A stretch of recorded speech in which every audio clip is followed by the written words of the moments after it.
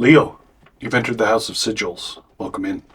Today's reading will be for Leo, Sun, Moon, Rising, or Venus. And at the end of the reading, we will draw a Norse magic oracle and a Nordic rune, Nordic NUANCE series. So, cards have already been shuffled, space has been cleansed. I've asked spirits to be a part of the reading. I'll begin by dividing the deck in half, making two piles.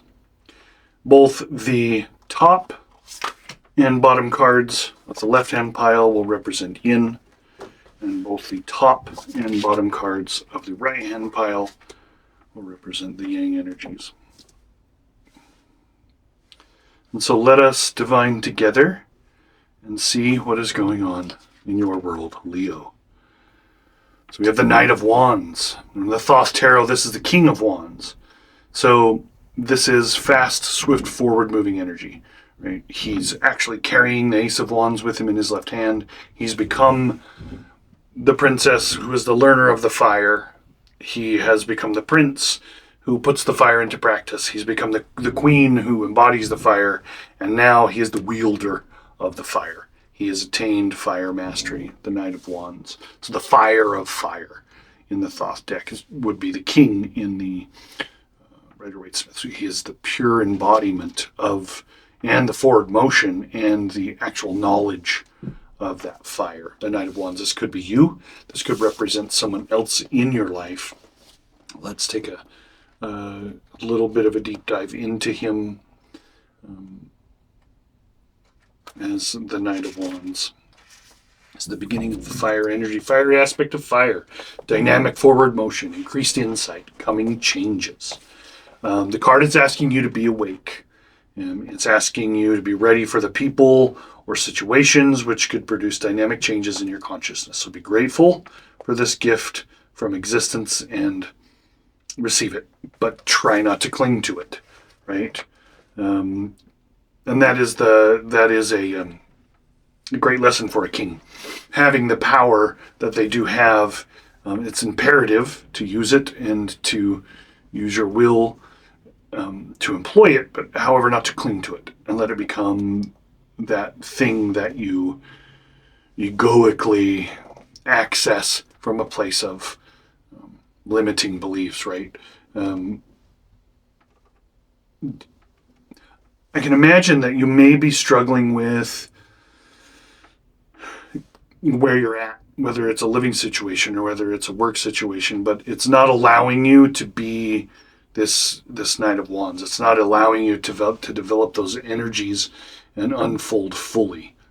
Something may have to be removed or changed for you to actually do that, for that full power to come into fruition. It's also asking you to jump into situations that that challenge you, things that would help you grow. Because we know if we're not being challenged, usually we're not growing, right? Let's take a look at the outward energy. So how you're expressing yourself outwardly, what effect you're having on people, how you're influencing your environment. So the Nine of Discs gain. So this is incredibly positive, an incredibly positive card, the Nines, the Nine of Discs or Nine of Pentacles. This is a card of success, both inner and outer riches. Success on many levels. It's the culmination of that idea of understanding exactly who you are and how to share those riches with the world and with other people. Let's take a little... So, Venus and Virgo gain, bonded by love, wisdom, creativity. The more I give, the more I receive. It's kind of a strange way the universe works, right? But I have found that the more that you give of yourself, the more that you share your wealth and internal and external riches, the more comes back to you. It's not always the case. There could be some sort of karmic blockage that stops that, right? But this is the unification of love and wisdom and creativity. The central binding force of the card being visible through the other two, right? So you can see everything culminating in the middle to allow the riches to be shared. with the world.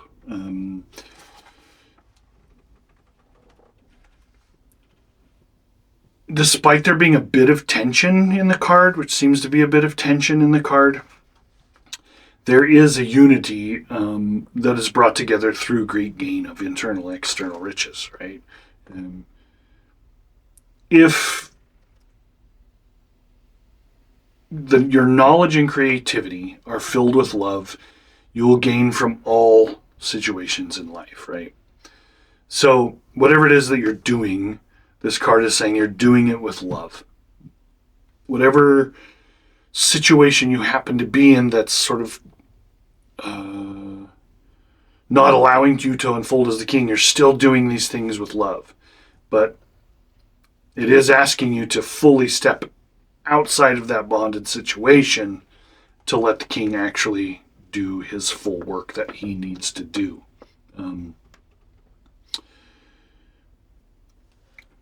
The card is also asking, what is your highest goal in life? What can the king take forward and produce to give you that highest perspective? What can that fire bring forward for you to give you that Nine of Pentacles? Let's look inside a bit. What you're receptive to, which people, energies, and events you are currently attracting. The Ace of Wands. It's exactly as we said, right? We can see in the two cards that the Knight, the King, right,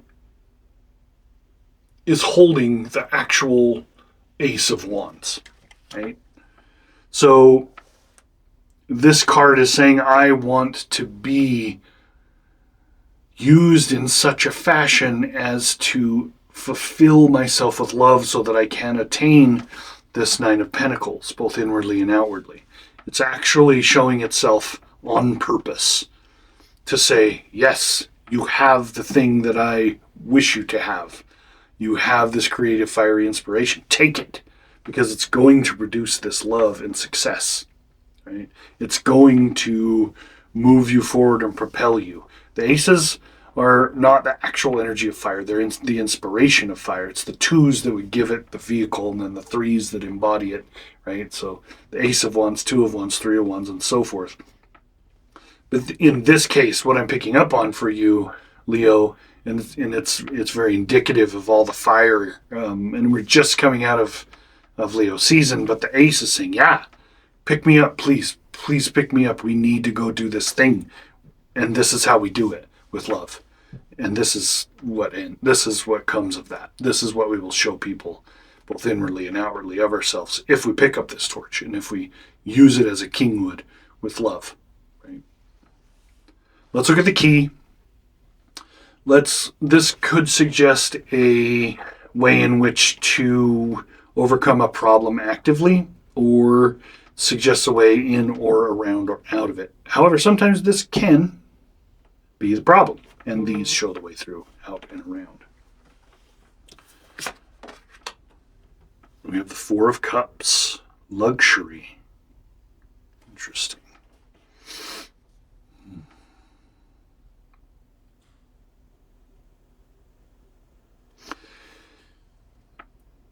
The Four of Cups is a very positive card, but it has a mysterious background to it. You can see that the sky has darkened. The sea is calm, and all four cups are filled and overflowing, and the lotus is pouring into it. This is the moon in Cancer, right? This is the acknowledging that if I pick up the torch and I use it in a way a king would, I will be successful, both inner and outer success. I will have the inner and outer wealth and riches, which will lead to luxury. But in the card, inherent is that there is a bit of a warning that we need to guard against the opulence of luxury, in the sense that we can, if we love something so much, we can be clingy, we can be oppressive, we can create a situation where there's so much positivity and so much love, it starts to become a bit stale and stagnant, right? And so that would be the key or the problem. It's a good problem to have, right? It's a very great problem to have. Of all the problems to have, that might be the best one to have, right? Everything is so great. I need to be careful that I don't stagnate. I need to make sure that I'm using the torch in the way the king would with love, or a good king at least, right? And moving through. So let that be a bit of a warning, Leo. Let's get you a Norse magic oracle. This has already been shuffled. I'm just going to pull one directly from the middle. I'm going to set that down. We'll divine it together and be surprised together. And we have Skald. We have Skald. So the Nordic runes and Nordic magic is very, very new to me, but I find it absolutely enchanting. And so let us dig into the message that Skald has for you today. The memory of ourselves and our gods, of our way through 9 worlds, flowing worlds full of power for all. Poetry, hero's journey, memory, history, and myths. When you encounter the card of Skald, it invites you to deepen your memory and learn more about the people who preceded you. This refers to your direct ancestral lineage and the grand story of your origin, as well as the relationship that people before you had to the divine. Who were your parents, grandparents, and great-grandparents? Where did they come from? What did they believe? What rites were important to them? How are the gods and the goddesses worshipped where you live and where you grew up? How can you remember, and how can you pass on this memory? So, the Skalds held an important position in the societies of our ancestors in Northern Europe. They're the guardians of history, myths, and legends. They made the gods and the goddesses, the heroes and the heroines. They made them appear alive before the eyes of their audience. They were the personified memory of a tribe or the people of their own history, which referred not only to the objective events of the past, but also to the relationship of the spiritual. That is, the other worlds and their inhabitants. I think, for me, what this is sort of asking is to remember a fairy tale. Remember your favorite fairy tale. Who was the king? How did the king behave? What was the inspiration by the story? What was his success? What was her successes? The queen's even, right? The idea here being that a lot of fairy tales and fables were ways to teach children. Some were made to scare and prevent things, but a lot of them were made to teach and to remember ideas. And so in this moment, this fable of picking up the torch, carrying it as a noble king into success, inner and outer riches, into luxury, but being careful and remembering where all these things came from. Remembering to use your power in a benevolent way, right? Let's pull you a Nordic one. Skalds. Interesting. Let's see where he falls out, or she falls out. Right on luxury. We'll place them there. Again, as I said, the runes are very new to me. And so some of them I know a little bit better than others. However, some I do not. This is Manaz.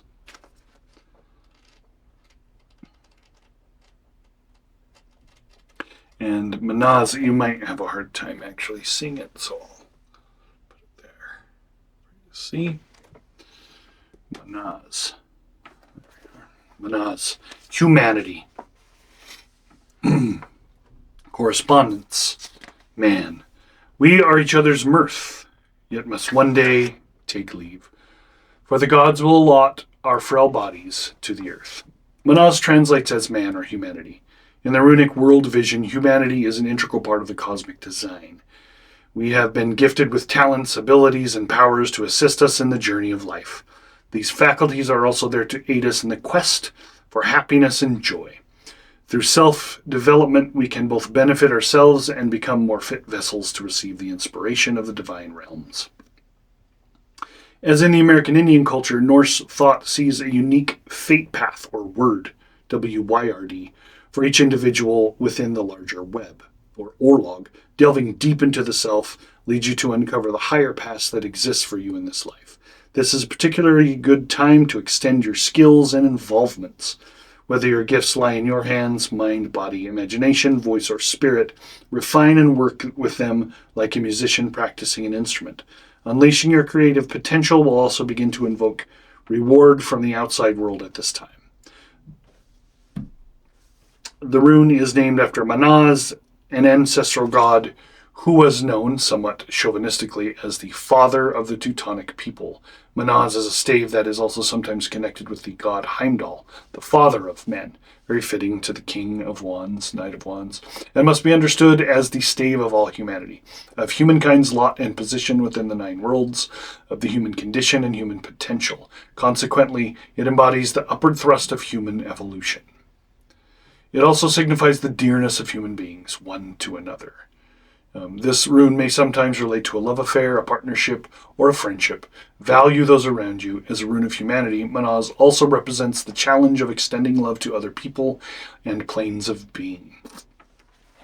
So, in my view, also very fitting, representing the cycle of humanity, right?